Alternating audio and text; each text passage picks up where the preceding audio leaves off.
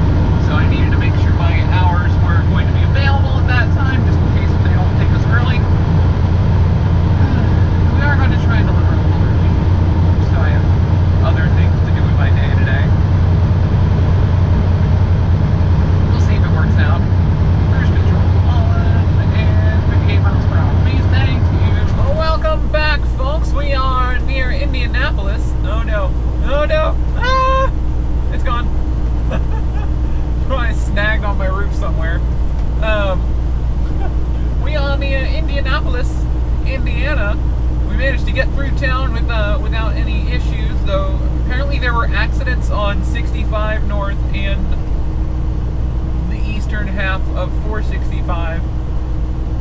Luckily Google was aware of those, routed us west around town on the western half of 465. Nice and simple, not my favorite way to go around Indianapolis if you're on 65 going northbound. There's really no good way to go around Indianapolis without going all the way around to the east as far as the trucks are concerned. If you go straight through town, there's like a mile where 65 meets Interstate 70, and traffic from each interstate has to cross to the opposite side of the road. It's like 70 comes in from the left, 65 comes in from the right, and then the two lanes that were 70 become 65, and the two lanes that were 65 become 70. And they split like only a mile later, so that's always like a permanent backup. It's a terrible design. So you don't want to go straight through town on 70 or 65 if you can avoid it, especially not during the day. At night it's fine, because there's hardly any traffic. But then if you're northbound on 65 and you go to 465 west from the on the south side of the city, it's one of those nice gentle left turns, but it meets up with 465 as a left on-ramp, which that's never fun.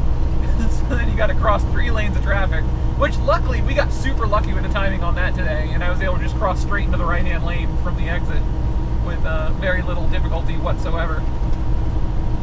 And then you get the same thing with it's a left exit to get onto 65, and then it's a left on-ramp to go from 465 to 65, so that sucks.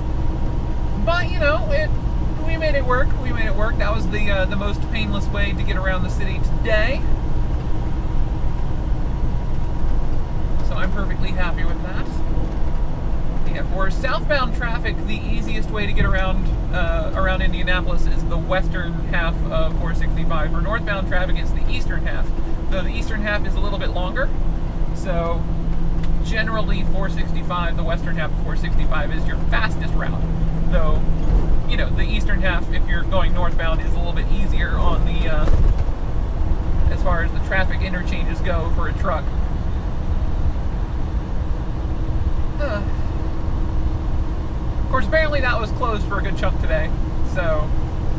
Though I think that was just the inner loop of 465, not the outer loop that we would have been on if we'd gone that way. I don't actually know. I just know that part of 465 on the northeast side of Indianapolis got closed for an accident.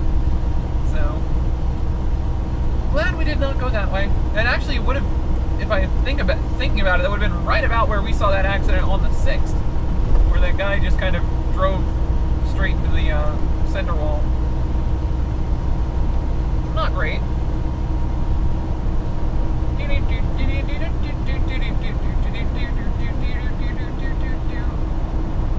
Are we 3 lanes now?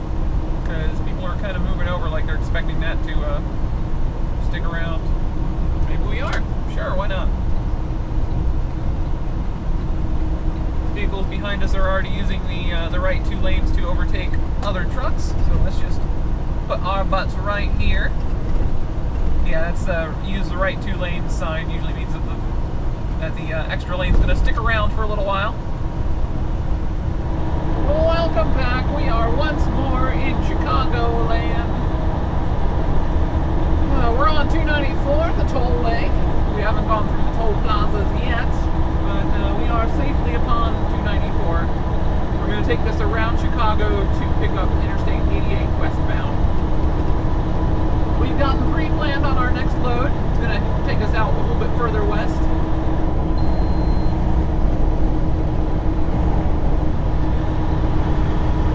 And in order to get to that, it's about 30 miles west of where we're delivering tonight. We're going to be picking that up tomorrow morning. And depending on how long it takes the place we're delivering tonight to unload us, then we might try and spend the night at the place that we're unloading tonight, or if they get it done super quick, we're going to head west to the Petro in Rochelle and get the trailer washed out. Either we're going to have to go to the Petro in Rochelle for the trailer washout no matter what, because we're hauling paint right now, so it's not a good smell. I can't pick up foodstuffs with a trailer that smells like paint. It's going to have to get washed out. And there is a washout in Aurora, but it's not going to be open at any point before. It'll open an hour before we have to be at our pickup tomorrow morning. So that's too close. That's too tight. We're going to have to go to the Blue Beacon west of town, even though it's like an extra 40-mile round trip probably to get to the Blue Beacon. We're going to do it. But yeah, if we're able to do that tonight and still get in an 8 or 10 hour break, then we're going to do that. If not, we're going to see if we can't stay at the. Obviously, if we can't stay at the place where we're delivering tonight, then it doesn't matter. We're going to have to go to the Petro Rochelle anyway. But you know,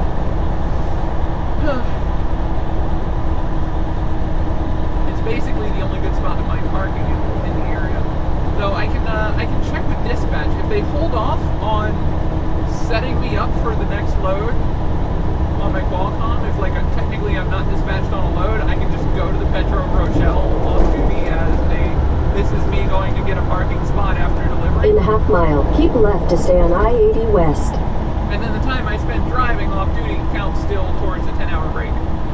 So that will work for that. We just can't. We just have to make sure that we have enough time to get to the shipper tomorrow morning before.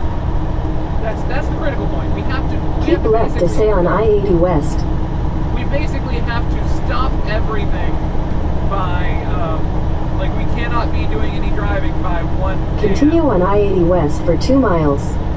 Let's say midnight, actually. We can't be doing any driving by midnight. Ideally, we want to be stopped by 10 p.m.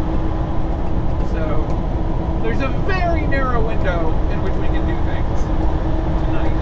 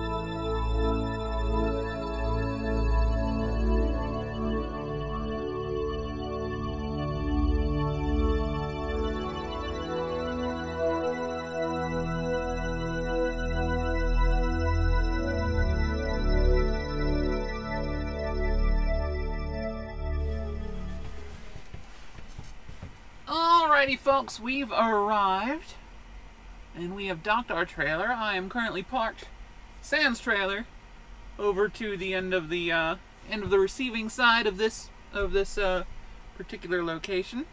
They're unloading my trailer. They're gonna come let me know when they're done. I'm gonna pick it up, park right back here, get some sleep. Tomorrow morning we're gonna run west to Rochelle, Illinois, get the trailer washed out at the Blue Beacon. That'll probably be super early in the morning. And then we'll head straight for our next shipper. So now, as long as we keep that under 4 hours and 15 minutes, the whole washout thing in the morning, as long as we keep that under 4 hours and 15 minutes, then we will still be using our hours from today that we get to keep doing an 8-hour break. And then as long as we keep that nice and quick, and then all I have to do is take at least 2 hours at Nestle, the place we're picking up in the morning, and then we'll have a full day's worth of hours to run. Or I will have to find somewhere to. We can probably get back to the Petro at Rochelle with whatever amount of time I have left out of that 4 hours, hopefully, and depending on how fast they are. So there's a very small window where we can get completely screwed over with no hours to run, because once we do an 8-hour break here, we're gonna get a day's worth of hours minus the amount of time it took me to drive here from the place where I stopped for the 3-hour break where I got my shower and dinner. So yeah, we'll lose. It's like 4.5 hours, I think. We'll lose out of a day, which is not. That's not horrible, but you know, a little annoying. We'll have 9 hours to do, or we'll have 8.5 hours to do, like 6 hours of driving. Not the end of the world, but you know, we will have time to go somewhere tomorrow from the shipper. I just don't know how far we'll be able to go. Everything works out fine. We'll have pretty much a day's worth of hours in the morning, so I think we'll be all right. Anyway, my name's MacLeod, AzarAngel17 on Twitter, Xbox Live, and Steam. Drop in, say hi. Twitter's the best place to have a conversation, but you can also leave comments below the video because I read them all because they push to my phone. It's super cool. That reminds me, I need to check a couple that came in while I was driving today. And I just posted the video that had the crash in it. Yeah, good times. Like the video if you enjoy the video. That's the best way to let me know that I'm doing something you enjoy. And it helps me pop up in search results and as a recommended video on similar channels. And if you want to see more, just hit the subscribe button. And, you know, we're all good. Have a great day. You're awesome.